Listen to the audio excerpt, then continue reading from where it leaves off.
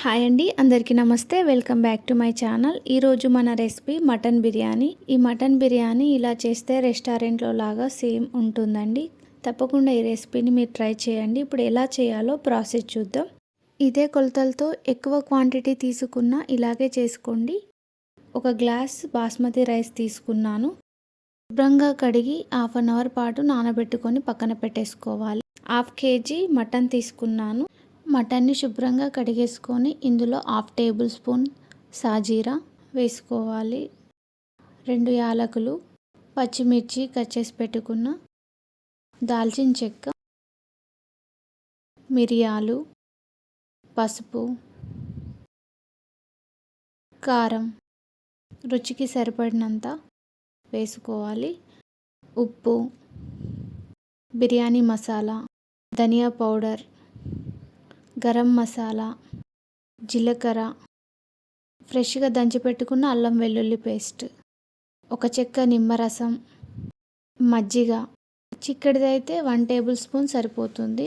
నేను ఇక్కడ వాటర్ని యాడ్ చేసుకొని మజ్జిగ కలుపుకొని వేసుకున్నాను. కొరియాండర్, పుదీనా ఇవి వేసుకొని బాగా కలపాలి. ఇది కలిపేసి ఒక హాఫ్ అన్ అవర్ పాటు పక్కన పెట్టుకోవాలి. వీలైతే 1 అవర్ పాటు పక్కన పెట్టుకున్నా పర్లేదు. ఇప్పుడు ఒక కుక్కర్ తీసుకొని ఇందులో ఆయిల్ వేసుకోవాలి. పొడుగ్గా కట్ చేసుకున్న ఆనియన్ని వేసుకొని డీప్ ఫ్రై చేసుకోవాలి. ఇలా ఆనియన్ వేపుకోవడానికి ఆయిల్ ఎక్కువనే పడుతుంది. మొత్తం వేగాలి ఆనియన్. ఈ ఫ్రైడ్ ఆనియన్ బిర్యానీలోకి చాలా బాగుంటుంది. ఇవి తప్పకుండా వేయాలి. వీటితోనే టేస్ట్ ఎక్కువగా ఉంటుంది. వీటిని వేగిన తర్వాత ఒక ప్లేట్లోకి ట్రాన్స్ఫర్ చేసుకోవాలి. చూడండి ఎంత చక్కగా వేగినాయో. ఇదే మిగిలిన ఆయిల్లో గీ వేసుకొని కట్ చేసి పెట్టుకున్న ఆనియన్ని వేసుకోవాలి. 2-3 పచ్చిమిర్చిని కూడా యాడ్ చేసుకోవాలి. బగారాకు వేసుకోవాలి. ఇవి గోల్డెన్ బ్రౌన్ కలర్ వచ్చిన తర్వాత మనం కలిపి పెట్టుకున్న మటన్ని ఇందులో యాడ్ చేసుకోవాలి. యాడ్ చేసుకొని కొద్దిగా కలిపేసి క్యాప్ పెట్టేసుకోవాలి. ఒక 5 మినిట్స్ పాటు క్యాప్ పెట్టేసి మంటని లో ఫ్లేమ్లో పెట్టాలి. తర్వాత క్యాప్ ఓపెన్ చేసి చూస్తే ఇలా కొద్దిగా మగ్గుతుంది.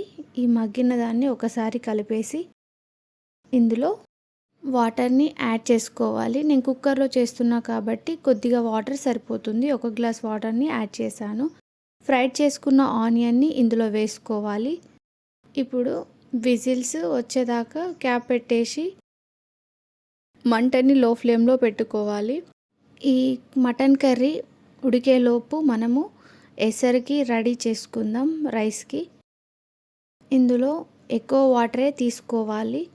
వాటర్ తీసుకొని స్టార్ పువ్వు, యాలకులు, మరటి మొగ్గ, లవంగాలు, కొద్దిగా సాల్ట్, ఆయిల్ వేయడం ద్వారా రైస్ అతకకుండా మెత్తగా బాగుంటుంది.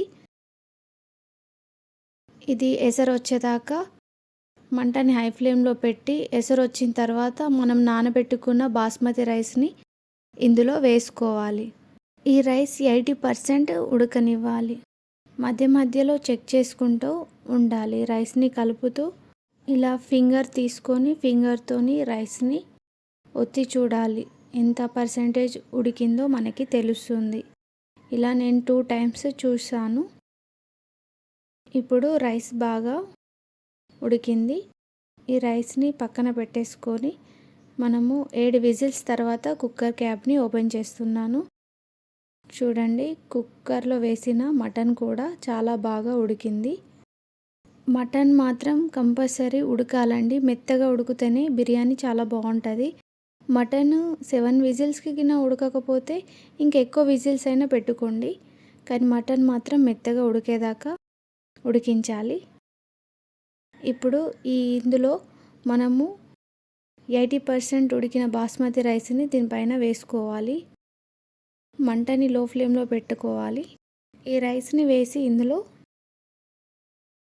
ఈవెన్గా స్ప్రెడ్ చేసి ఇందులో కట్ చేసి పెట్టుకున్న పుదీనా వేసుకోవాలి. కొరియాండర్ వేసుకోవాలి. ఫ్రైడ్ ఆనియన్ని కూడా ఇందులో వేసుకోవాలి. ఫ్రైడ్ ఆనియన్ వేయడం ద్వారా రెస్టారెంట్ స్టైల్లో లాగా ఉంటుంది బిర్యానీ.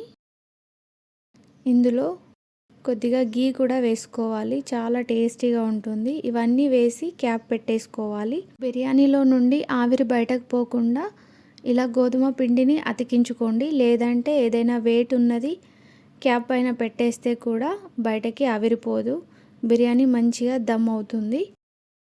ఇలా ఒక 10 మినిట్స్ తర్వాత ఓపెన్ చేసి చూస్తే ఇలా పర్ఫెక్ట్గా మనకి బిర్యానీ రెడీ అవుతుంది. చూడండి ఎంత చక్కగా దమ్ బిర్యానీ రెడీ అయ్యిందో. చాలా టేస్టీగా ఉంటుంది. మీరు ఒకసారి ఈ రెసిపీని ట్రై చేయండి. ఈ వీడియో కనుక మీకు నచ్చినట్టయితే నా ఛానల్ని సబ్స్క్రైబ్ చేసుకోండి, లైక్ చేయండి, షేర్ చేయండి. మీరు ట్రై చేస్తే కామెంట్ చేయడం మర్చిపోకండి. Thank you everyone.